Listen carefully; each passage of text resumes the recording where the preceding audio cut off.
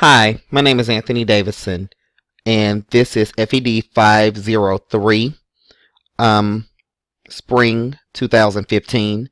At this time, I will share with you my muddiest points in this class. I'd like to take this opportunity to say that this class has been very informative up until this point.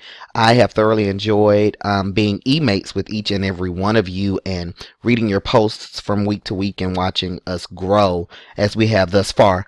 And I've shared a couple times in advance that I've had this class in the past for my first master's in elementary education, and I must say that it is definitely different from when I took it the first time because I've learned so many more things this round than I did the first time. But with each new class comes something new, so I want to share with you my muddiest points, the things that I have not been as clear on thus far in the class. I am learning as I go, and they are not things that I don't feel that I will conquer or eventually. However, I just want to share with you the points that have stumped me the most thus far in this class.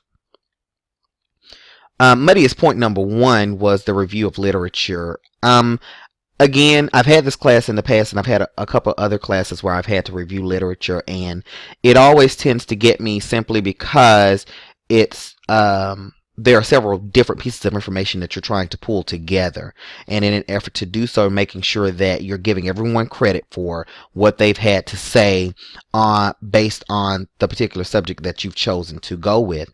And so my issues I have listed there: efficiently using multiple sources to get to a single point of interest.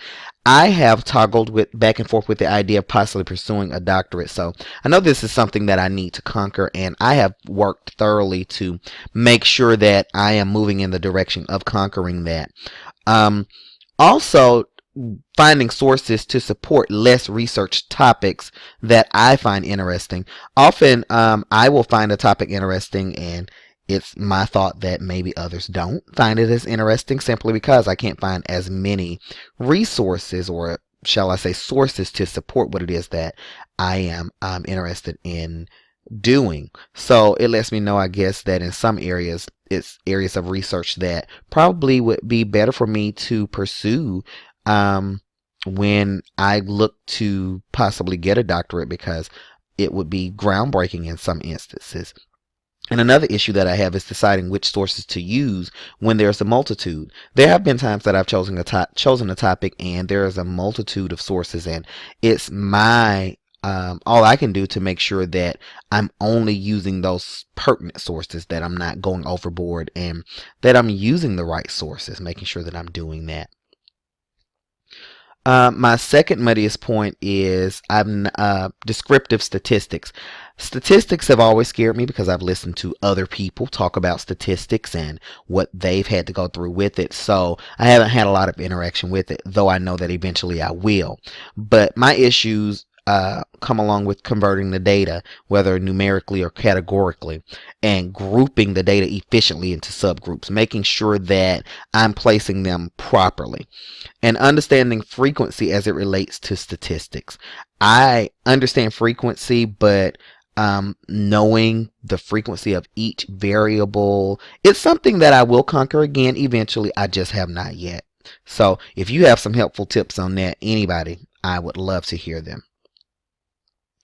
My third muddiest point is selecting and defining a topic for research. I generally don't have a problem selecting a topic. It's just narrowing the topic down to something that's not too broad. Often I think too much outside of the box, I feel, and so my topics are usually pretty broad. And issues with that for me is the process of selecting a topic for research. Again, I feel that the topics that I select are quite broad, and selecting a topic that will be of relevance and continued interest, not just something fly by night, something that I thought of at that moment, but something that is actually of interest to my readers, people that are paying attention to it. So again, thus far, I have enjoyed being in the class, and hopefully some of you can help me with my muddiest points. I look forward to reading yours and seeing your presentations, which was fun to do, but I look forward to it to see if I can assist you with your muddiest points as well. Thank you.